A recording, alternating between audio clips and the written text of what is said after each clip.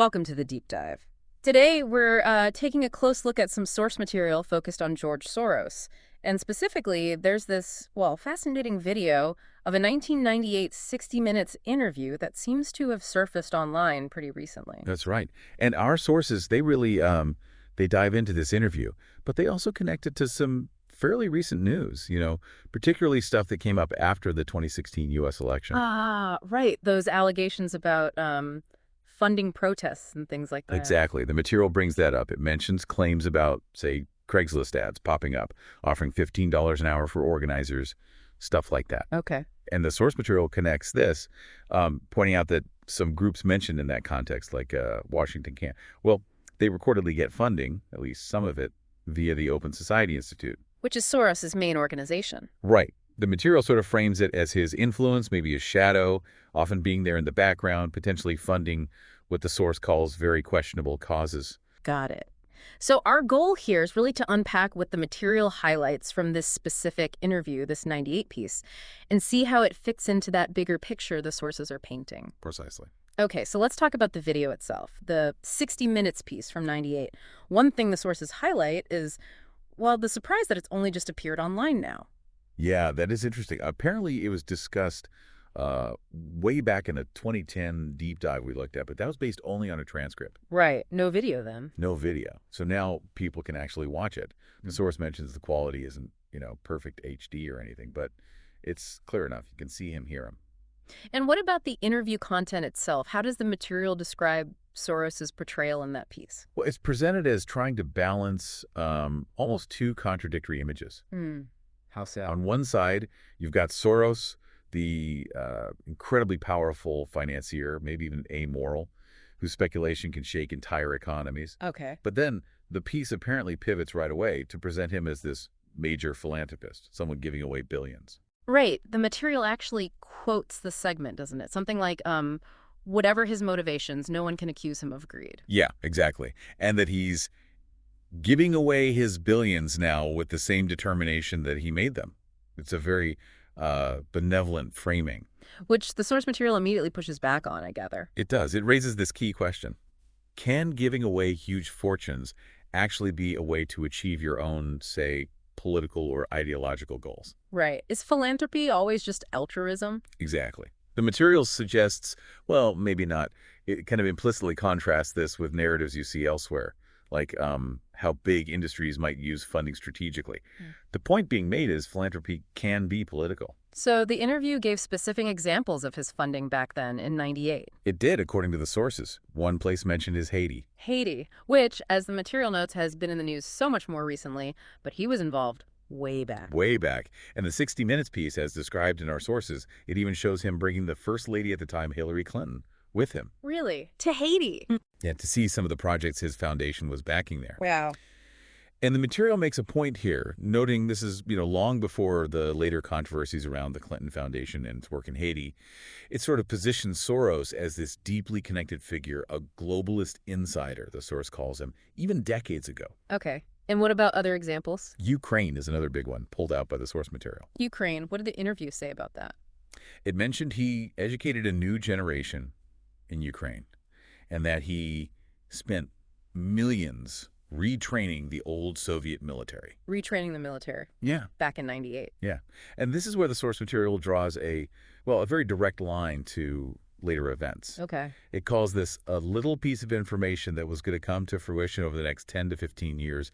It emphasizes it wasn't just military training, but lots of money going into Ukraine, which the source suggests kind of paid off for him ultimately. Paid off how? The material explicitly links this early funding to the later color revolutions, those popular uprisings, big protests. It specifically mentioned the events in Maidan Square in Ukraine. The source presents it as Soros laying some significant groundwork years before those huge geopolitical shifts happened. Okay. This is quite a picture the sources are painting based on that interview. It is. And then there's what the material calls one particularly interesting passage, maybe the most infamous part. This is about his experience in Hungary during World War II. Yes, when he was a teenager. The anecdote, as the source recounts it from the interview, describes him, going out with a man, a protector, who was pretending Soros was his godson, Okay.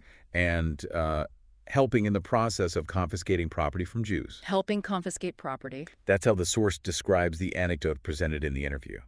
And the key exchange highlighted is when the interviewer asks him, was this difficult? Did it create problems for you? And his response. The material quotes it directly. Not at all. Not at all. He apparently added, maybe as a child you don't see the connection, and then reiterated it created no problem at all. Wow. No feeling of guilt, the interviewer asked. Right. And his explanation for that, again, quoted in the material, is, well, it's quite something. He says something like, well, of course, I could be on the other side, or I could be the one from whom the thing is being taken away. Okay. But there was no sense that I shouldn't be there because that was, well, actually, funny way. It's just like in markets that if I weren't there, somebody else would be taking it away anyhow. So if he didn't do it, someone else would have. That seems to be the justification. He adds, according to the source, that he was just a spectator. And whether he was there or not, the property was being taken away, so I had no role in taking away that. Okay. That's quite a statement. How does the source material interpret that exchange? The interpretation is pretty stark. It calls the statement incredible. It goes so far as to label it truly psychopathic. Strong words. Very. The analysis in the material emphasizes what it perceives as a complete lack of zero guilt or conscience or qualms, and how apparently he never seemed to question participating. And the source compares it to? It explicitly compares it to a just following orders defense. Right. Okay. And this ties back, in the source's view, to this whole idea of amoral activity that Soros himself talks about elsewhere in the interview, particularly regarding markets. What did he say about that? The material quotes him saying something like, whether I or somebody else does whatever's happening in the markets really doesn't make any difference to the outcome. Detached. Very. And even more pointedly, the material highlights him saying, I don't feel guilty because I'm engaged in an amoral activity which is not meant to have anything to do with guilt. Amoral activity. Not immoral, but amoral. No guilt involved. That's the distinction he seems to make. And the source connects this feeling, this detachment, directly to things like Soros allegedly admitting in the interview that he started a sell-off in Russia. A sell-off that did what? Caused billions of dollars of wealth just to evaporate, vanish. The material really underscores that this caused genuine harm to people. Real-world consequences. Absolutely. Yeah. Yet the source points to Soros's apparent lack of concern in the interview, describing his attitude as one of complete and utter detachment from the true carnage. Okay. So, a lot to unpack there, from the philanthropy, the political connections, Ukraine, and then this very intense passage about his wartime experience. Definitely. It's a dense interview, or at least the parts highlighted by our source material are. All right, so as we kind of wrap up this deep dive, the source material leaves us with one last little nugget, right? Sort of an Easter egg from the end of its discussion. Yes, it's a comparison that was actually made in the 60 Minutes piece itself back in 1998. And what was that comparison? The very last observation the material pulls out is that the interview compared George Soros to Donald Trump. To Trump. How? The quote highlighted from the 1998 interview is that George Soros is Donald Trump without the humility. Wow. Donald Trump without the humility. That was said about Soros in 1998. According to the source material, yes. A direct quote from the broadcast highlighted as a final point. Okay. That's certainly a provocative thought to end on. It is indeed something to consider. A final thought from the material for you to mull over as you process everything we've explored in this deep dive.